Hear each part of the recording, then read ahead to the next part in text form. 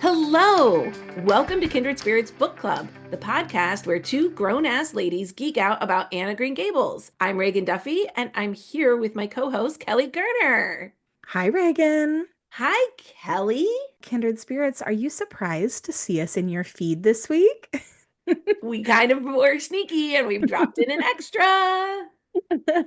We had to release this extra special episode for you all to celebrate our recent trip to the Stratford Festival to see the newest theatrical adaptation of Anne of Green Gables and tell you all about our whirlwind trip. If you are following us on Instagram, and you really should, you might already have seen pictures of our trip to Stratford in Ontario, Canada, home to the illustrious Stratford Festival. So this is an annual festival that brings together some of the most talented people working in theater today, and they recently commissioned a new adaptation of Anne of Green Gables as the Schulich children's play for this season.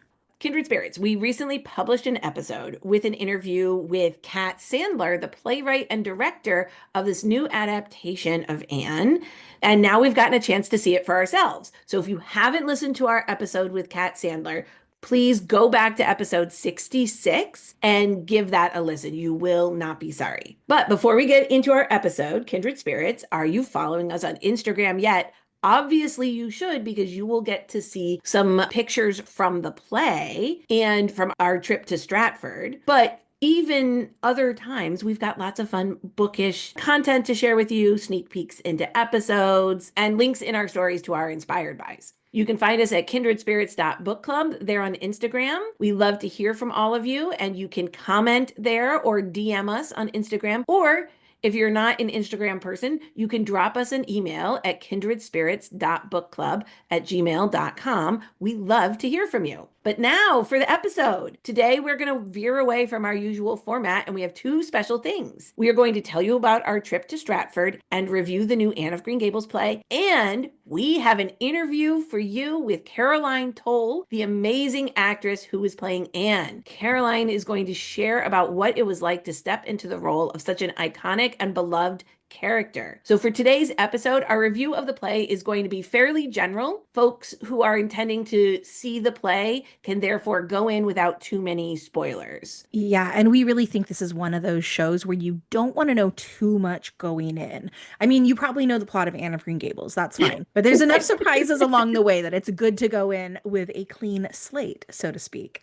Right, exactly. So if you're planning on seeing the play, feel free to listen to this episode. We're not going to share anything you wouldn't find in any other review of this play in terms of spoilers. But in a few weeks, we are going to release an episode really diving into the details of the show with more spoilers and specifics. So the people who aren't going to get to Stratford will get a chance to experience a little bit of it. And the people who do see it for themselves can come back and listen later and see if they agree with our takes. Our kindred spirit of the episode is Anne Shirley, of course. We loved Caroline Toll's portrayal of Anne in the play. We love the way she leaned into Anne's dramatic nature, making it big enough for the stage, but not in a way that felt like a caricature. Caroline's Anne is funny and playful in a way that will appeal to the young people in the audience, but also emotionally authentic in a way that longtime Anne fans will instantly recognize and appreciate. Caroline captured both Anne's runaway talkativeness and her deep love for the people in her life, and she grounded Anne's big emotions with this effervescent sweetness and joy. For our quote of the episode, we asked Caroline what was her favorite line of Anne's that she gets to say in the play. And the one she chose is one of our favorites as well. She said, it's this quote: "Dear old world, you are very beautiful, and I am glad to be alive in you." And that moment on the stage was truly beautiful. But first off, let's talk a little bit about our trip to Stratford. Now, Kelly has been to the Stratford Theater Festival, right? So why don't you tell us a little bit about that and tell us about what the festival is? Yeah, so the Stratford Festival is North America's largest classical repertory theater company. And each season, they are going to put on about a dozen different productions across 4 different venues all over the town of Stratford. And I came to know about this festival as primarily a Shakespeare festival, but they also produce, not just those classics, but contemporary dramas, and they always put on a few musicals. The festival is held in Stratford, Ontario, which is a smaller town about 90 minutes outside of Toronto. It's really, really charming. There's kind of like this old Victorian downtown area, and then the whole town is on the shore of this little lake. It's really just like a delightful place to vacation and just a picture perfect setting for a theater festival. In our previous episode with Kat Sandler, I shared that I went to the Stratford Festival as a teenager a few times. In my family growing up, my brothers played ice hockey, and so they often attended summer training camps in and around sort of the Toronto area. And since I always went along too, the way my family would make it special for me was to take me to the Stratford Festival. So I was actually talking to my dad about this when we came back, Reagan, and we were trying to remember the last year I went, and we realized it was 1998. So I'd probably gone the preceding 3 or 4 years. And it was just such a pleasure to come back, almost 30 years later. But this time with your own money and your Right. own schedule. Exactly. This time as an adult, with adult money. And it was such a pleasure to come back and revisit the town, revisit the festival. And in a lot of ways, I have to say, it felt exactly like I remembered. Like Oh, when we that's walked awesome. into the festival theater, that's the sort of like beautiful, like Mm. mid-century modern building that's right on the shore of the lake. It was like a deep sense memory for me where I was like, oh, yes, I've seen a lot of theater here. So that was really lovely. Well, this trip came together for us a little last minute, but when the lovely folks at the Stratford Festival offered us tickets to attend the opening day of Anne of Green Gables, thank you, Stratford Festival. Thank We, des- you. we decided to make a whole theater weekend out of it and booked plane tickets, a car, a hotel in short order, and then enjoyed perusing the theater offerings and found two other shows to see. Yeah, there were some tough choices in there. They already had a great schedule going, but I'm happy with the plays we chose. And I have to say, this really was a very sort of like snap decision for us to decide to go. And I'm really grateful to you, Reagan, for kind of setting things in motion and being like the propulsive energy behind this, because I know that we are both planners.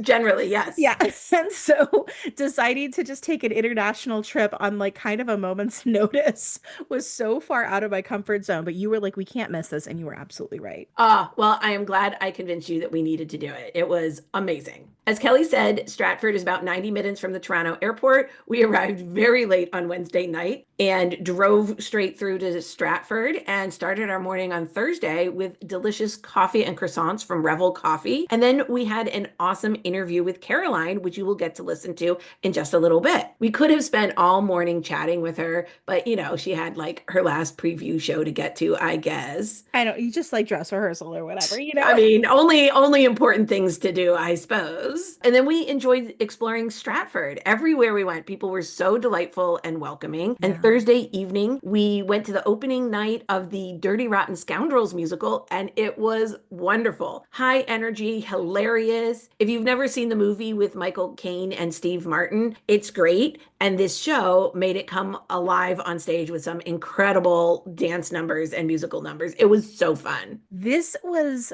I think, my biggest surprise. This is one of those shows that I went into with no expectations and ended up loving. I've actually been listening to the soundtrack a ton since we got home, and I just think the music is so clever and so fun. And all the performances were so strong. It was like a great show to begin our theater weekend because it was so fun, but also because like those production values were so high and the talent was so outrageously good. I think we both kind of realized, like, oh, yeah, everything is going to be really, really good. And because we kind of ended up booking our tickets last minute and this was opening night, we ended up not sitting together. And Kelly ended up sitting next to the director Did, yes.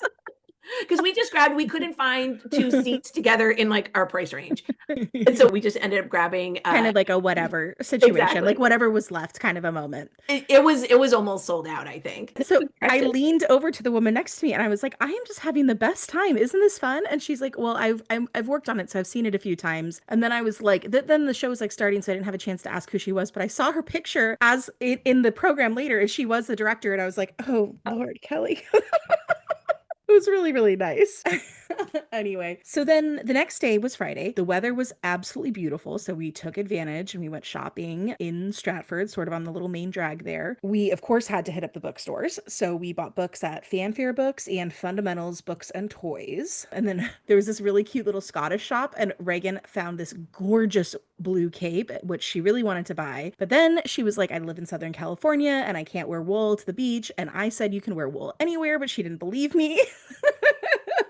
Oh, I am still thinking about that cape though. It was such a gorgeous blue. It was beautiful. It was like this beautiful, like teal blue. And it was like a cape with little armholes. I do think you would have found places to wear it. Although it's a hard sell for Southern California, especially in summer. And then, truly delightful, Reagan's cousin Trisha drove up from Buffalo to spend the afternoon with us. And we sort of took a little walk down the river path and caught a matinee performance of As You Like It. Kelly is also not sharing with you guys that on our walk down the river path, she spotted some adorable baby goslings and was seriously talking about trying to kidnap one. But the daddy goose sensed her intent and hissed threateningly. So there was no geese snapping this trip. Well, very sadly for me, because now I do not have a pet gosling. They were so cute and fluffy. They were cute. Then we saw As You Like It, which was at the Festival Theater, which is a really, really cool space. We all really enjoyed it. It was set in this sort of like dystopian future, and especially the actors who played Rosalind and Celia, they were so delightful, just had the best energy. And we were thinking about, that decision to set As You Like It in that almost Hunger Games-ish, or like The Last of Us. I don't know. The Yeah, vibes yeah. were the vibes were dark. That first act, the vibes were quite dark. And because the play is almost always produced in like a super like lighthearted and fun way, even sometimes a really silly way, I think we were really surprised by the darker tone. But I really ended up loving it because I think it made the back half, like all the beautiful pastoral scenes in the Forest of Arden, just seemed all the more idyllic. And then it made me think a lot about how, like, as human governments and institutions crumble, like we will have to learn to like live with less, and what that will look like, and how you still find joy and hope and connection and meaning, which was not a takeaway I've ever had from seeing this play before. So I was interested in it. I talked to my friend, literally a Shakespearean scholar, and I was explaining the show and what I got out of it, and he confirmed that that is a very appropriate Shakespearean interpretation. He said he thought the show sounded interesting and great. So the has the scholarly seal of approval there. But yeah, so we ended up that night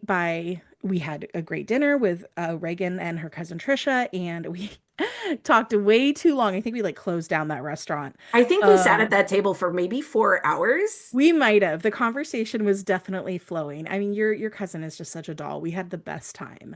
Oh, and I was so happy that Trisha was able to come and you got a chance to meet her and hang out and have two of my favorite people spend an afternoon together. It was great. It was a really special night. Yeah. And then it was Saturday, which was the main event. We filled up on an incredible breakfast at Features Diner. It Anyway, was so good there. Like just classically good diner food. there was supposedly a really big vintage market sale that happens only once in a while, maybe once a year in Stratford. We were so excited. It worked out for our timing. We drove on over there. It was so popular. The line stretched way out of the parking lot, and we didn't think we would have time to do that. So instead, we consoled ourselves with finding a chocolate shop in town instead. And some of the chocolate we bought made it home as souvenirs for our families, and some did not make it home. Yeah, well, none of my chocolate did. I'm not even going to pretend. I don't even think I bought any for my husband. I'm like, this is purely for me to enjoy right now. We did want to go to that vintage market, but it was also raining. Yeah. So everyone who was standing in line was also standing in line outside in the rain. And I think Reagan and I were just like, we're from California. Like we can't do this. We don't do this kind of rain. We did not pack appropriately. It is funny.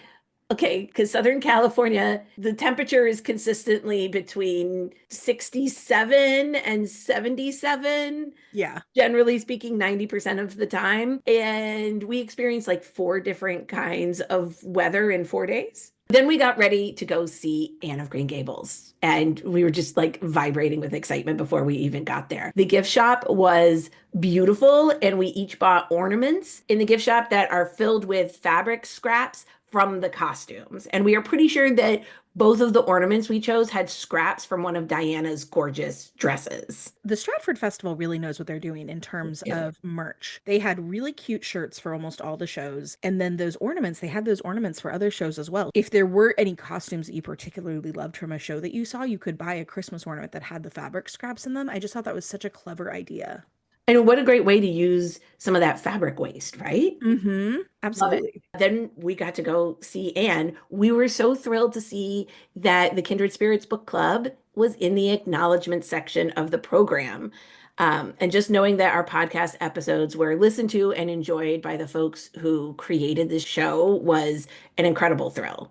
It really was. Now, let's get into the review. As we said, this review and our interview with Caroline that will follow it are not too spoilery, but of course, if you truly want to go into the show with no expectations, just come back and listen to this after you've seen it. We Yeah. won't go into deep detail right now about everything we saw on stage, but we can't talk about it without mentioning some of what happens, right? We were both really primed to enjoy this show. This is our favorite book. We saw Mhm. Anne of Green Gables, the musical, and Anne and Gilbert, the musical, when we were in PEI last summer and thoroughly enjoyed them both. And we loved our convo with Kat last month so much, we went in ready for a really fun day of theater. I mean, we know this book backwards and forwards and 70 hours worth of podcast material. We didn't think we would be surprised by the show, and we were confident that even if we still got a little teary at Matthew's death, our emotions would remain firmly in check, right? Like we know what's happening. We were unprepared for how deeply moved we were by this production.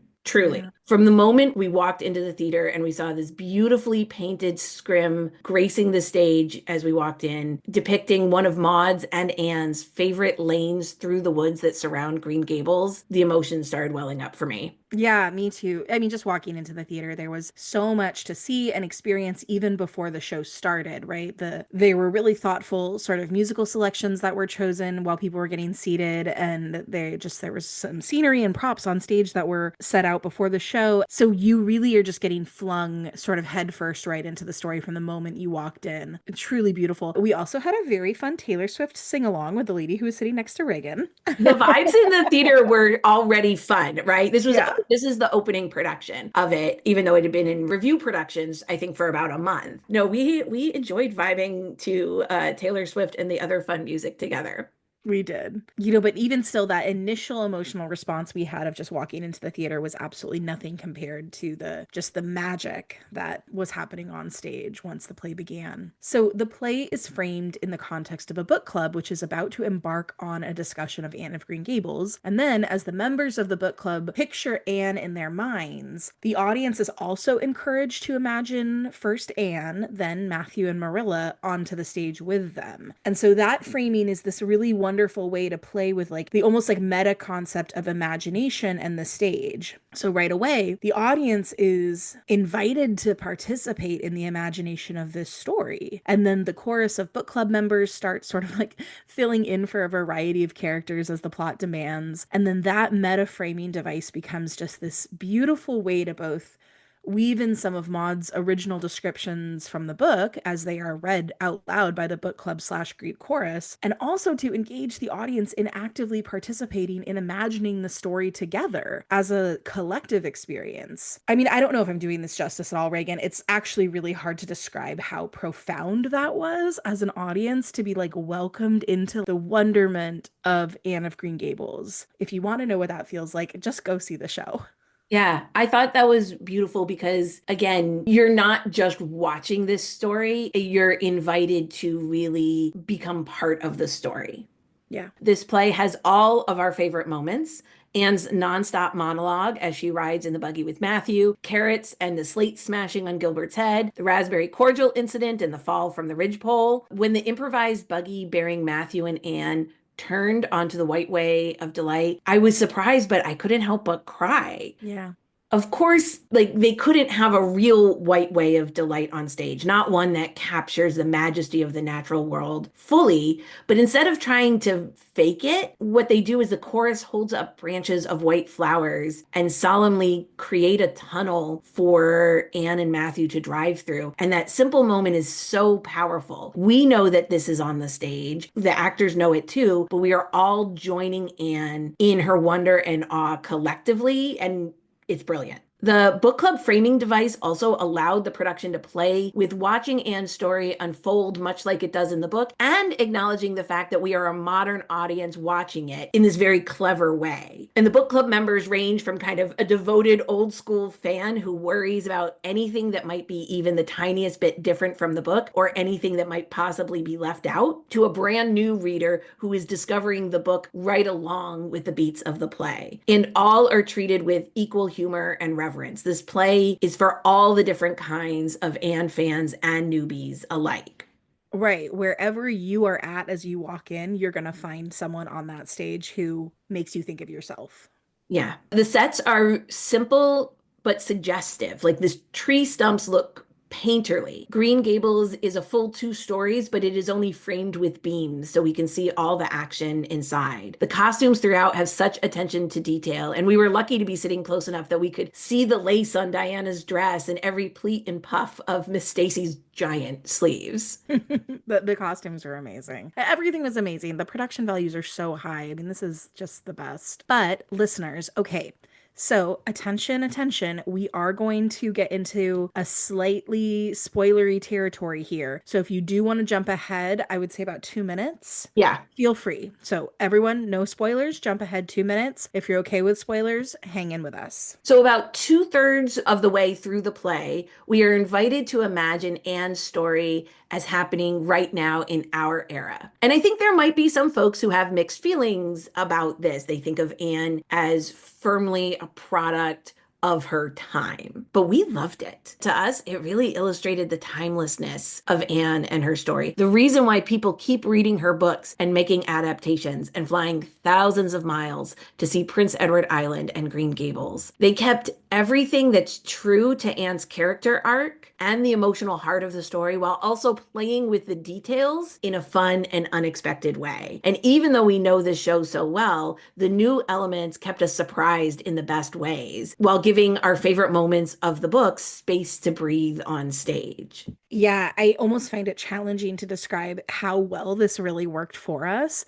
I know that when Kat Sandler was hinting at it for us in our interview with her a few weeks ago, I think we were both intrigued, but we couldn't picture it. Right. We But weren't opposed to this no, idea, but we're just curious what that would actually look like. yeah, how's that going to work, right? But it really, really was Anne's story. This was Anne of Green Gables, beat for beat, just as we know it, just as we love it from the book, with all of Anne's authentic emotional journey, but now set in a time and place that feels like the world that we live in. So I think you have to see it for yourself to really see them pull off this magic. Yes, for sure. Don't make any judgments one way or the other before you get a chance to see it. For us, it really worked really beautifully.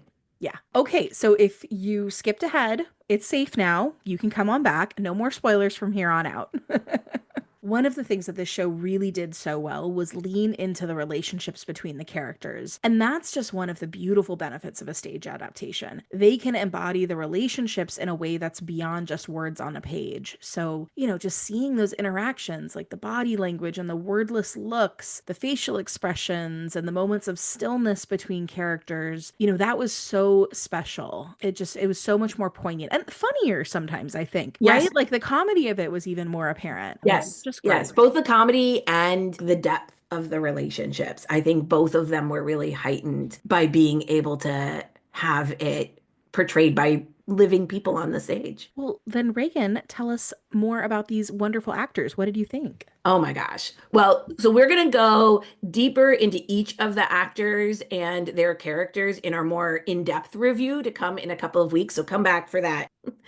So first of all, we cannot talk about the show without talking about how fantastic Caroline Toal is as Anne. In a few minutes, you're going to hear our interview with her, and we interviewed her before we saw the show. We knew right away when we met her that she was channeling Anne's essence, but we were still blown away when we saw her on stage. Her portrayal of Anne is fearless. It's full of this incredible kinetic energy where she is throwing her body around and taking up space on the stage and using the full power of her voice to fill the whole theater. Yet she was also connected to Anne's essential sweetness and wonder and hopefulness and joy. And she was so good at capturing Anne's relationships with others and the boundlessness of Anne's imagination. Just a delight to watch. Yeah, you can tell that Caroline, she is an Anne. She understands Anne. I think it would be very easy to play Anne as a caricature, right? Like Yes. she's like the big broad strokes of her anger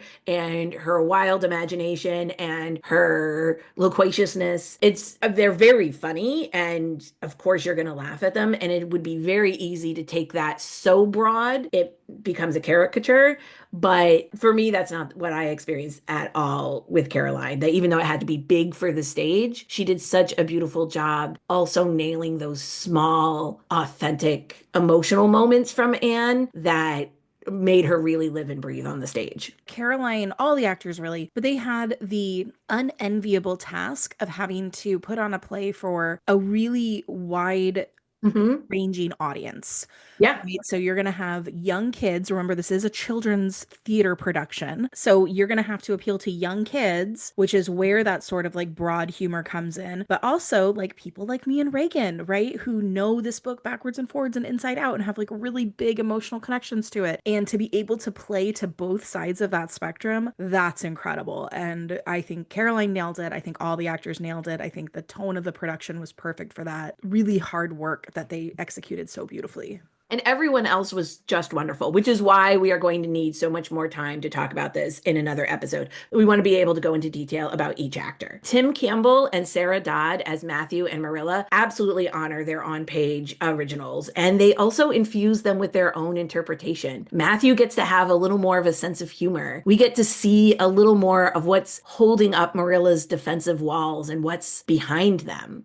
Julie Lumsden as Diana makes Diana grounded in a way that honestly we always thought she really deserved. She gives her that practical nature that we see on the page. And she truly does her justice in the current wine scene, had us rolling. Maeve Beatty as Mrs. Rachel is a comic masterpiece, especially in the later scenes. She also plays the leader of the book club and the stand-in for the hardcore Anne of Green Gables fans. And we kind of loved seeing ourselves on the stage in that way. We definitely felt reflected back in some of her lines. We're like, oh yeah. You're like, oh, that sounds familiar.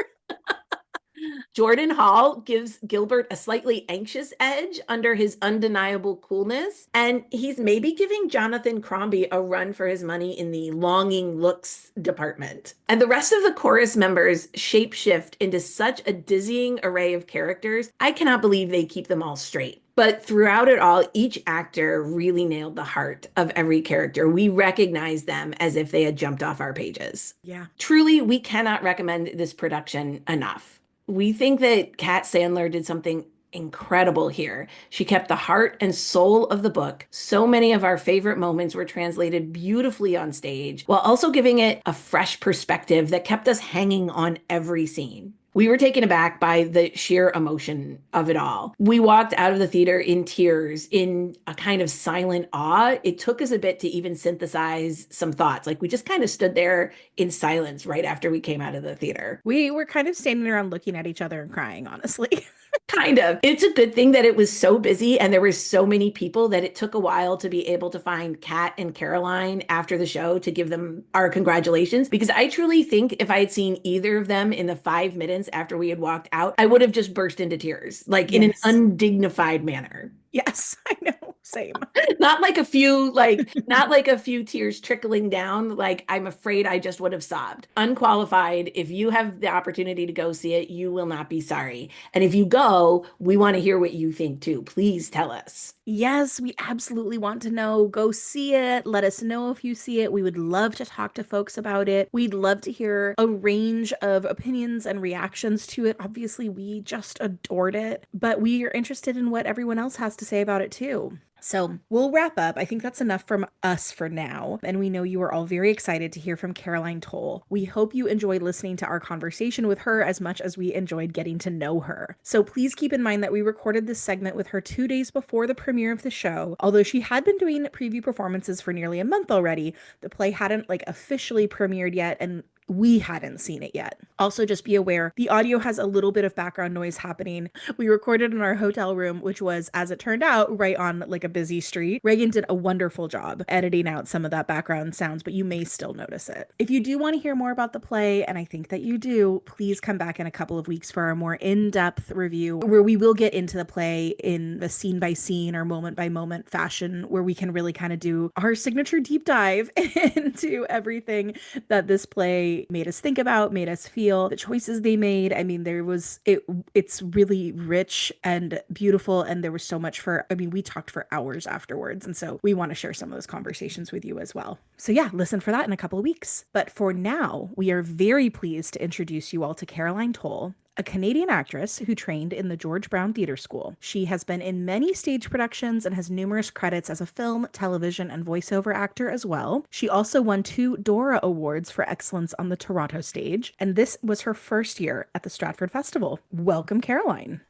Caroline, welcome to Kindred Spirits Book Club. Thank you so much. I'm so excited to be here. We are thrilled to have you. We're so glad that we got to connect during our short trip to Stratford. Thank you for making time for us. This is amazing. Absolutely. Let's just dive right in, and we're going to start with the question we like to ask everybody who comes on the pod, which is, how did you come to Anne of Green Gables? Okay, so when I was growing up, my best friend who lived beside me, we were best friends since we were 2, if you can be best friends when you're 2. Oh, she definitely can. Right?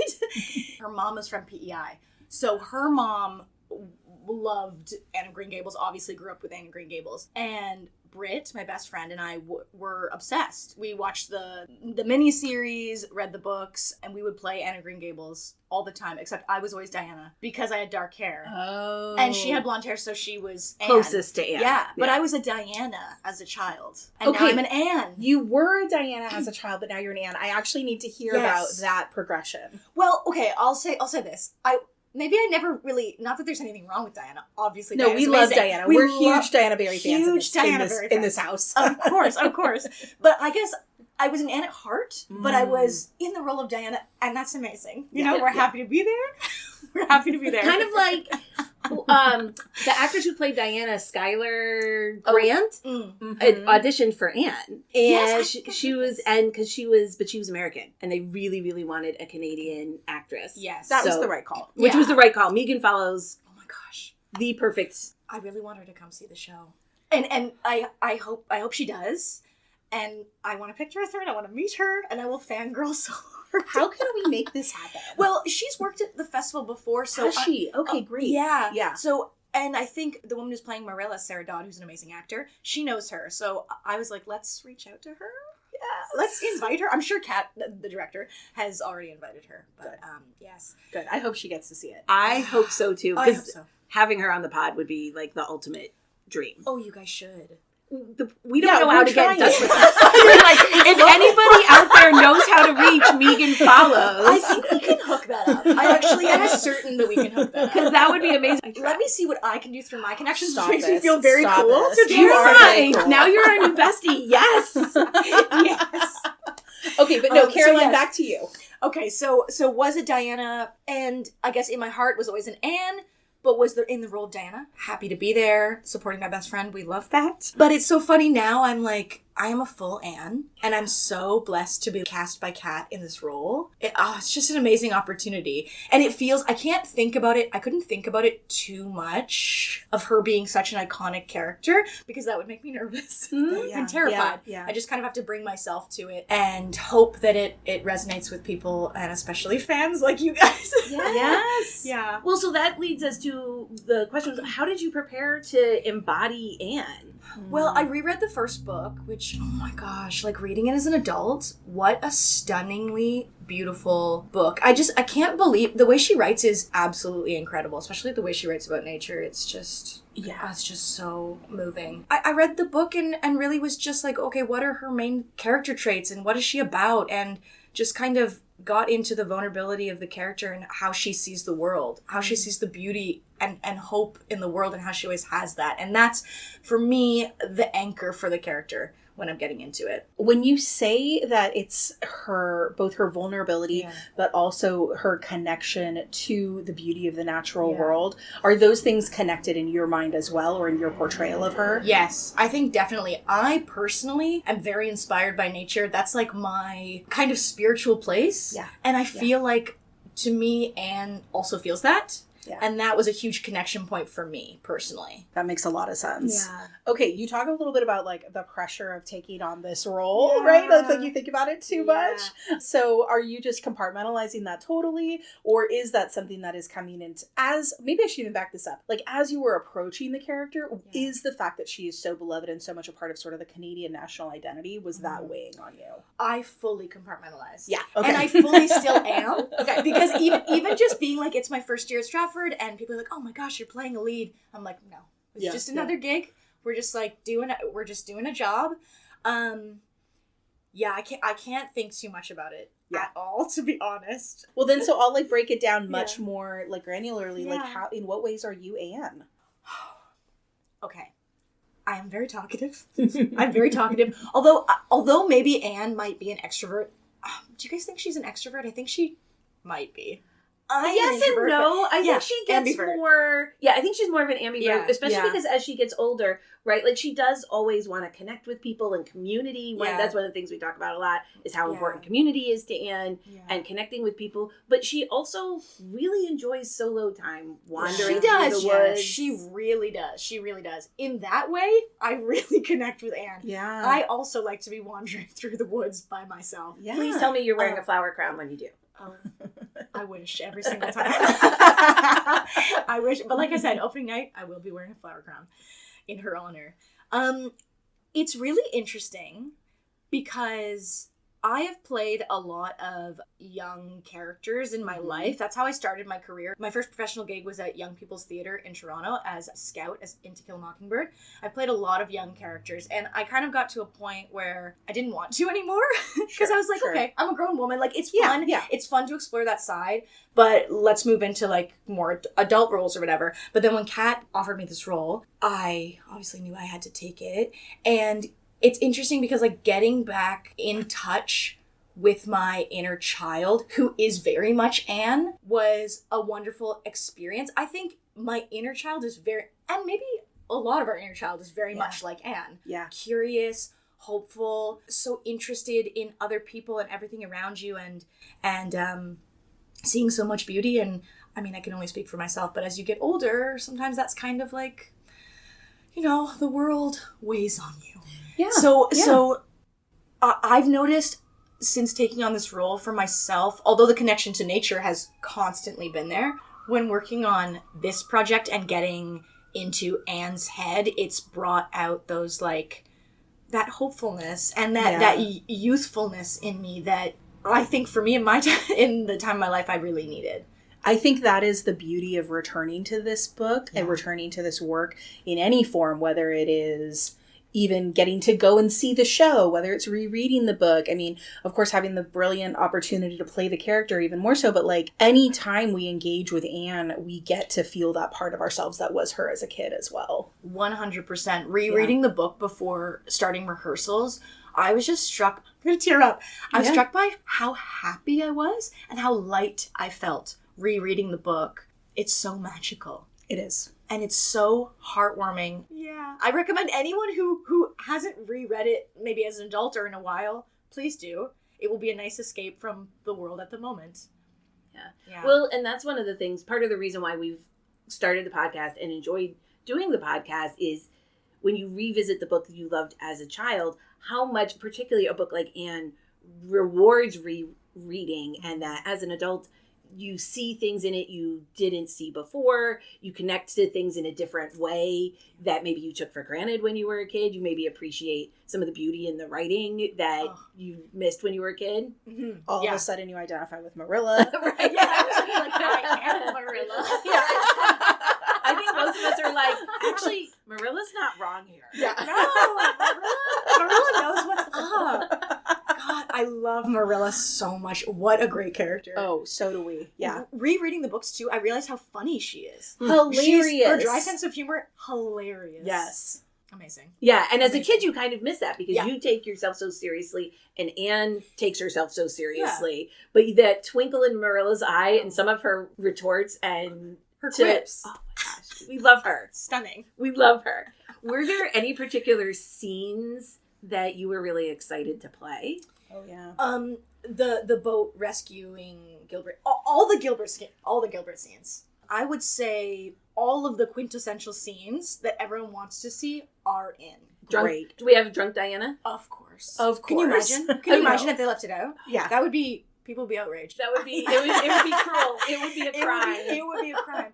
Yeah, I think Kat was, you guys spoke to her, she Yeah. was very careful to make sure that she was pleasing the diehard fans and the original book and keeping to the story as much as possible while still putting her own twist on it. Right, because you want to be able to, if you're going to do a new adaptation, you want to bring something of yourself something new into it, right? Yeah, which this definitely has, but still keeps to the story, definitely keeps to the themes, and the joy is really there. We loved getting to chat with Kat a couple episodes ago. And so you've worked with her previously, right? This is not your first time getting to work with her. Was it so fun getting to work with her again? What was that process like? Yes, it was so much fun to work with her again. I hadn't worked with her since 2014. Oh, so it's been a minute. It's been a minute, but I usually do workshop her shows. Okay. So, like a group of us, we used to all kind of work at and run this independent theater in Toronto called the Storefront Theater, which was awesome.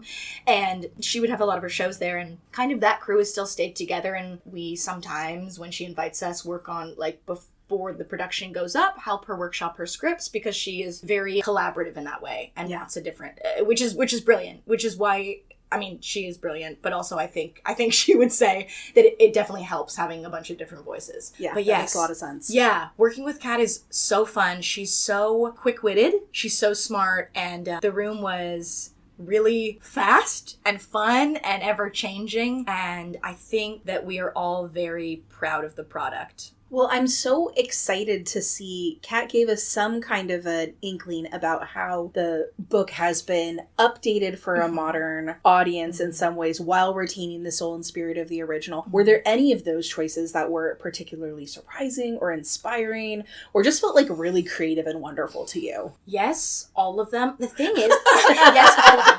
The thing is, I don't want to say what did she say to you about it? Because I don't want to give too much away. So she told us that there is a moment in the play where we move forward in time. Mm-hmm. So we know that. I don't have all the information about how all that kind of stuff kind of together. The Greek chorus, the three folks who are kind of like the chorus. Yes.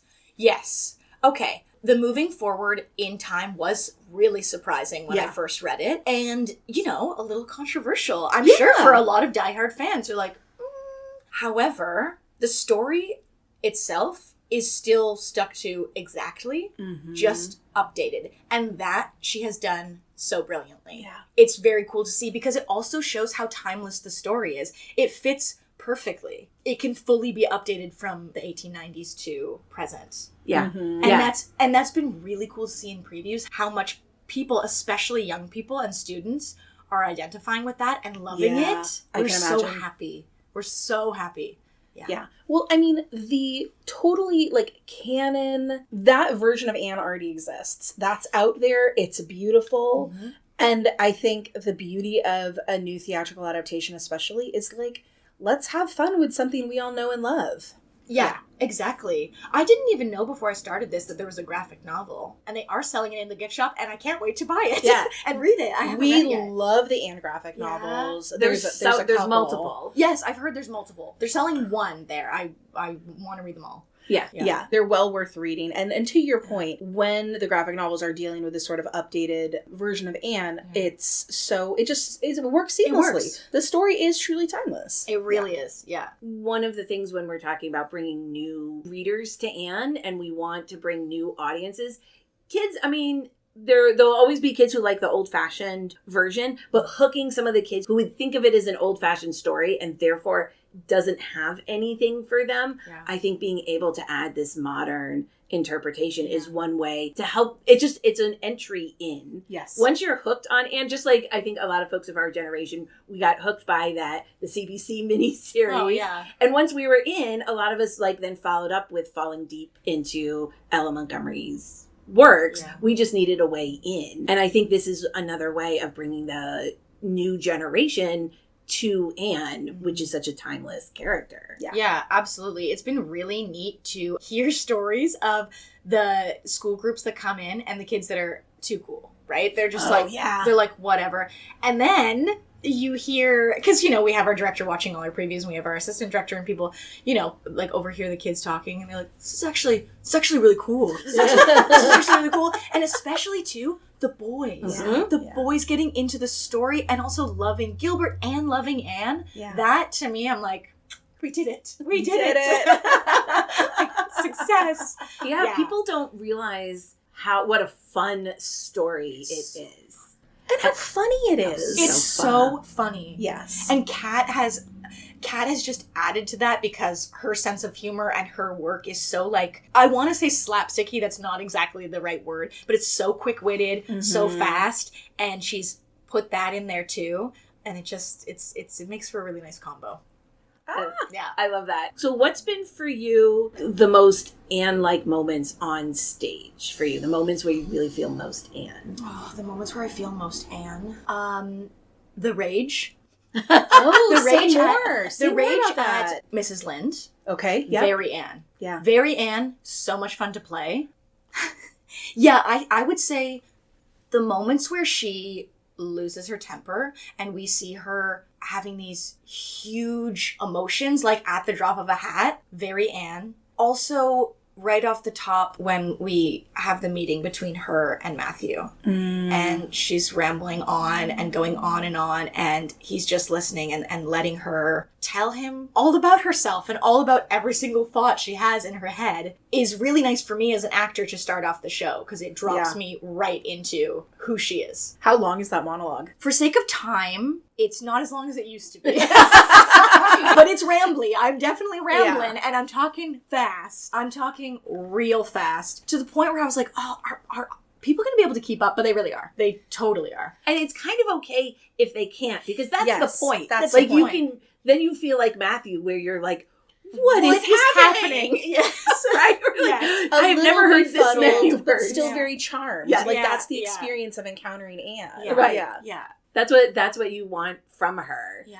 Because in the book, it's 2 pages, no paragraph Oh, I breaks. know. I love Wall it of so text. much. It's so fun. It's so fun. It's the rambling of it all. But everything's so important to her. It's all so important. And we learned so much about her from that. Like, that's just such an iconic moment. Yes. So here's the question. If you had to choose between being divinely beautiful, Oh. dazzlingly clever, Or or angelically good. Dazzling and clever. Mm-hmm. For sure. What about you? Yeah, I think, as an adult, I'm going to go dazzlingly clever. As somebody who was 11 or 12, I might have picked Divinely Divinely beautiful. Beautiful. Divinely Beautiful is my second runner-up. Angelically Yeah. good. It's like, That's fine. Yeah, it's nice. It always feels like a little bit of like damning with faint praise, where you're like, this is my beautiful daughter, this is my clever daughter, and this is my good daughter. Oh, so good. And that line is in it because Kat knows exactly what she's doing and would not leave out something that important. She would not. She would not. It's so good. Yeah, that's like Anne's mission statement. It is. in life. Yeah. Also, another thing that really is quintessentially Anne is like running through the book, I was going to say love-hate, but it's mostly hate relationship with her red hair. Oh, yeah. Her hate relationship, her feelings about her red hair throughout the whole thing, and her freckles, and how, I guess this ties into me talking about the rage with the Mrs. Lind moment, where how touchy of a subject her looks are. Yeah, it's the third rail in Anne's personality. It is right? the third rail. Yes, that is so much fun to play and so much fun to explore, because it's the biggest sore spot for her. Well, one of the biggest. Yeah. When you think back to being that age, what was your sore spot? What was your third rail? I've had braces twice, and I had full buck teeth. Not that there's anything wrong with buck teeth, but I had buck teeth, and they made me so self-conscious. So I would say, and I remember a boy once said I looked like a chipmunk. So rude. Literally rude. So I would say my third rail was perhaps my little buck teeth. Yeah. Yeah, we all have one. We all have one. How's the red wig? The wigs are so beautiful. Are they? I have 4 wigs. You do? During the show. I have 4. Okay. I know. All right, tell us about them. My first wig, quintessential Anne, the braids. The wig department, all the departments at the Stratford Festival here in Canada are incredible. The wig department, oh my gosh. My wig is stunning. It's like about, I want to say like my braids are maybe down to my waist, maybe longer. Wow. Real long. Made with real hair, I'm sure. And so first one, quintessential Anne. Can I tell you about the others? Well, we've got the green hair. Okay. Oh, the obviously. green hair, of course. We got the green hair wig. Mm-hmm. I have 2 green hair wigs, and I can't divulge why I have 2 green hair wigs, but I do. I can't wait to find out. And then I have another wig, which is also braids, but also can't divulge too much about Okay. it. Okay. But I excited. love the wigs. And obviously that, like, as soon as I put on the wig and the straw hat, immediate, like, Lock for in. the first scene, locked in.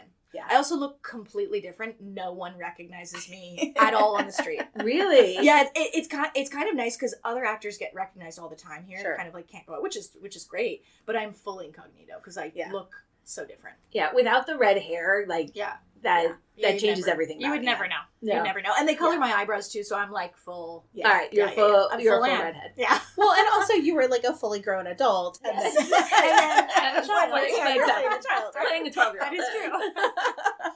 Yep.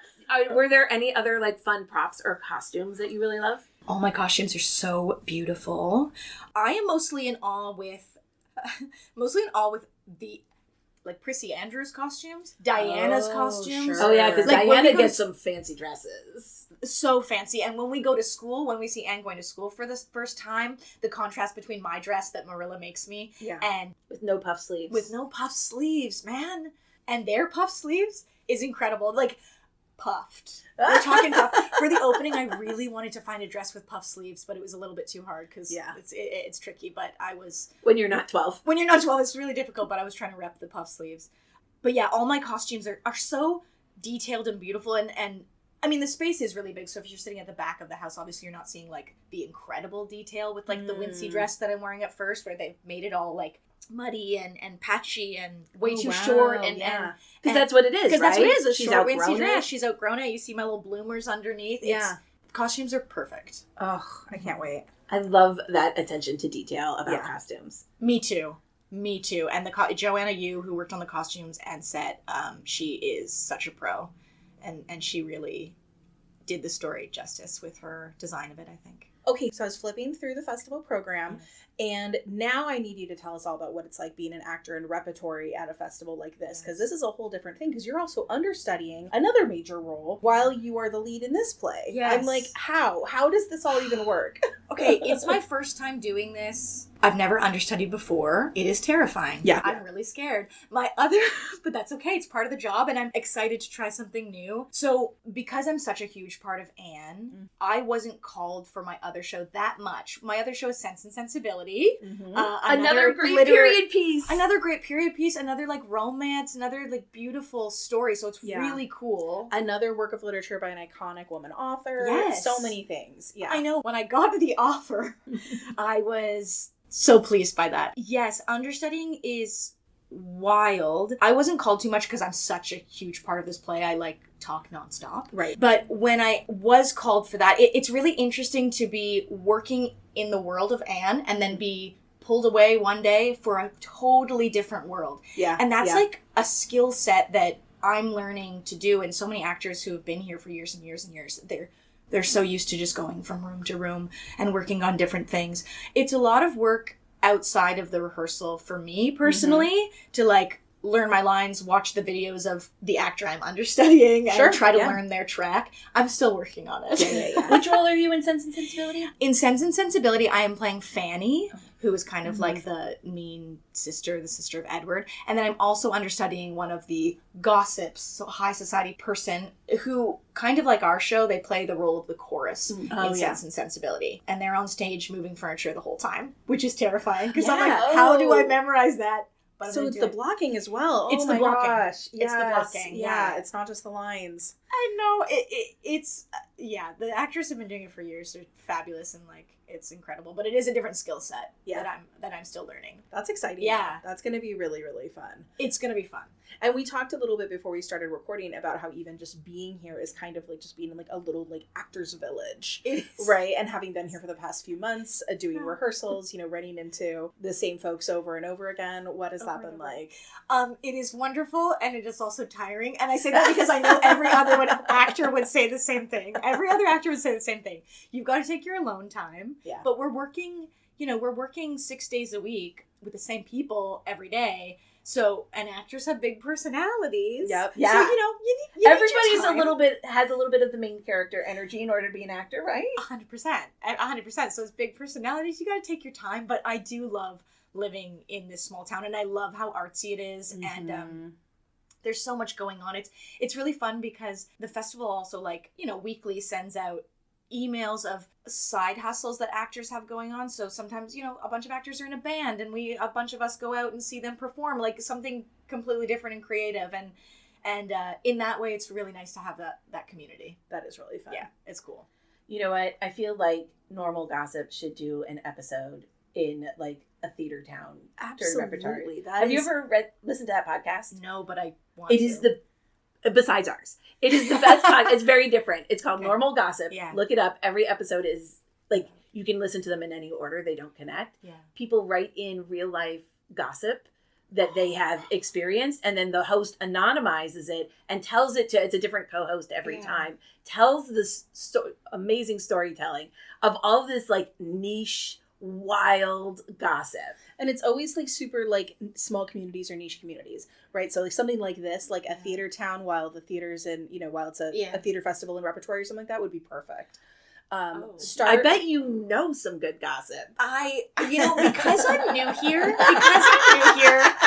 That's nice, Mr. Right. I probably don't know as much as I will by the end of the season. I'm sure, right. Yes, right. Give it time. Check back in October on all the gossip.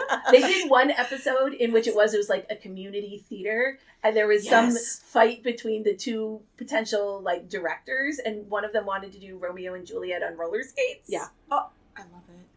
It's so out there. Mm-hmm. It's so out there. It is, if you want like something so light and funny to listen to, because you can listen to a single episode anytime. Normal Gossip. We recommend. It's one of our faves. What's it called? What's the name of it? Normal Gossip. Oh, Normal Gossip. You just said it. Yeah, Normal Gossip. It's the best. It's the best. Okay, I will check that out. That sounds great, and they should come here. Yeah, I am sure. Right? You write in the gossip. They'll anonymize it for you. Great. They'll make it a theater repertory company in like the Deep South. Nobody will recognize will it. Never know. Nobody will recognize it.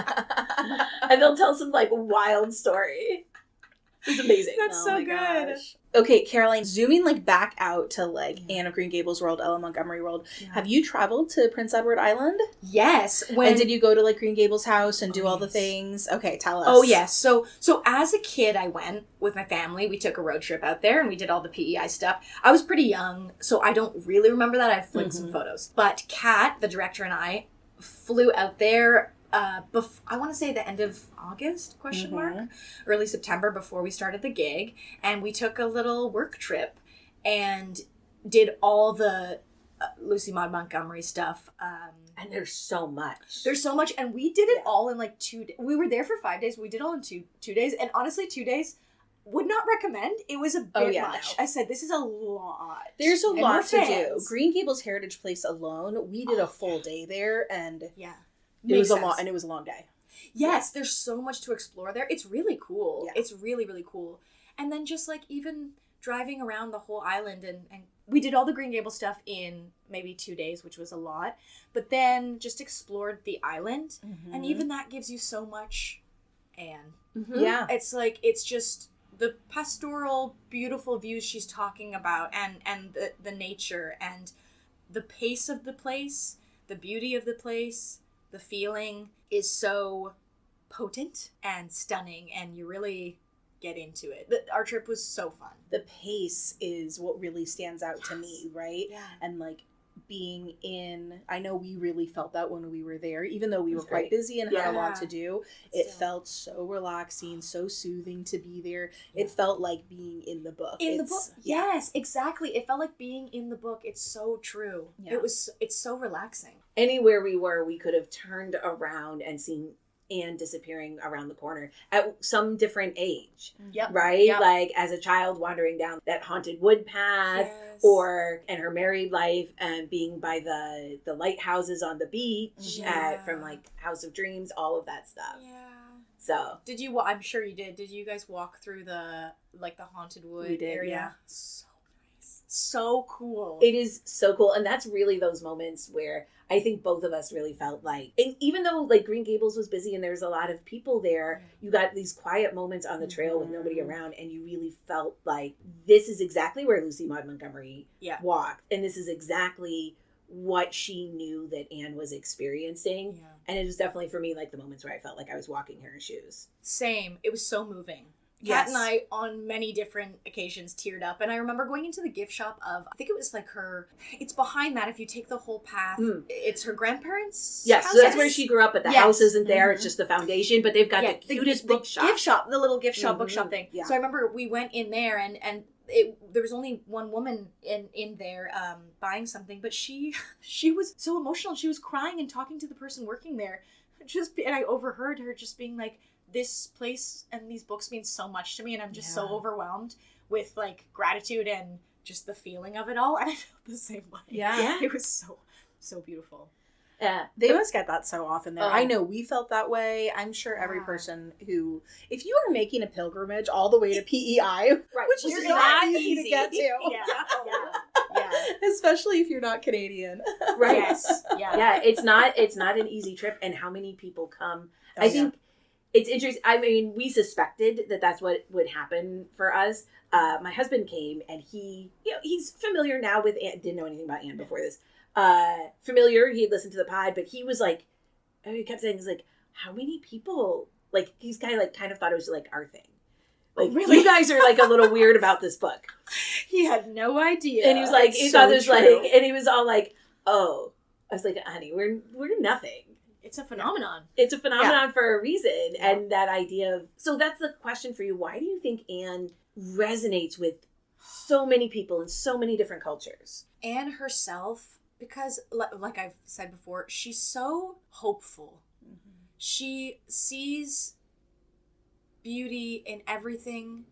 And I think she just connects with the inner child of all of us. She's so herself. Yeah. She's so authentic. And I feel like as we grow older, as I was saying, like you kind of, the world is harsh, so you cover some of that up. You feel like you need to put masks on. And Anne is so consistently open and alive and in touch with her authentic self. And perhaps we all strive to be that way and to take those masks off. I also feel like Anne, for me growing up, was just like the first feminist icon that I really saw and really felt connected to, because she was just this little girl who was allowed to be big and weird and hilarious and fun, and her spirit wouldn't be quieted. And that really resonated with me. And also she was just like, although there's romance in the book, it's not all about romance. It's not all about like growing up and finding your person. Not that there's anything wrong with that. But for her, it was about, she had so many wants and wishes. I'm talking like she's real. Yeah. But she is. Yeah, she is. Yeah. She has so many wants and wishes, and she's so multi-layered. Like her character is so deep and and her relationships are so honest. Right, her relationship with Marilla, her relationship with Diana, of course Gilbert is the romantic relationship, but I love that her friendships and her familial relationships are as important to that work. Yes, that's totally it.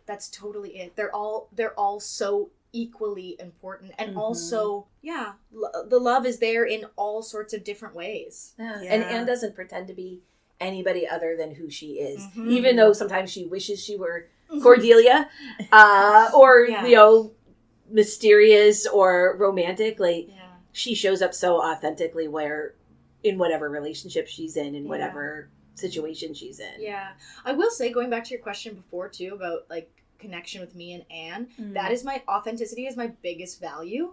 So in that way I also really connect with her. And I think that is part of the reason why she's such an amazing role model to girls, because it's not just that you have to be like Anne, but that sense of authenticity, the not pretending to be somebody else. Yeah, absolutely. Being yourself and loving yourself for who you are, quote unquote, negative traits and all. Yeah. Right. Yeah. And trusting that kindred spirits will find you, and you'll find kindred spirits as you are, right? Like that's the beautiful thing. Yes. We love it so much too. We love it. We love that you were such a fan. We love that you were a kindred spirit. Like, what a perfect person to embody this role. Yeah, That's Caroline, really nice. Thank you so much. This was just such a fun conversation. Yes. Truly, thank you so much for taking time out in these busy few days right before your start. I know this is like got to be such a crazy week, so we feel very, very grateful that you are here with us today. And I'm sure that our kindred spirits are home. We're going to be so excited. And I hope you guys all get a chance to see the show. So it's at the Stratford Festival here in Ontario, Canada. Easier to get to than you think, you guys. There's only a 4-hour flight from LA. Exactly. Easier than PEI. Yes, definitely easier than PEI. Right? Yes. The show opens on May 31st in 2 days, and it will close at the end of October. It's a long run. It's a long run. See, you guys have tons of time. Yes. Come here. It's a beautiful small town. So artsy, so cute. Exactly. And come in September. I bet it's gorgeous here in the fall. I bet it's gorgeous. I can't wait to experience it. The Yeah. summer, I know I've been here. It's truly stunning, but fall, It's going to be great. October. Maybe we should come back. Yeah. And get some fall. Yes, spend a real Anne Shirley October here. Oh, I can't wait. I can't wait. Amazing. Well, thank you so much for having me. I really appreciate it, and it is my complete honor to be here. Aw, thanks, Thank- Caroline. Thank you, Caroline. Yay. Thank you so much for listening, Kindred Spirits, and for joining us for this special episode. We are back on our regular release schedule starting next week with our last episode about the Golden Road. And then we've got 2 more special episodes after that you are not going to want to miss. We're going to wrap up this season in a spectacular fashion. We have an amazing interview with an Anne illustrator, Brianna Core Scott, who is going to share what it is like to translate Anne into visual art. And then we are going to have our episode with the deep dive on this play. You're not going to want to miss either of those episodes. Thank you, Kindred Spirits.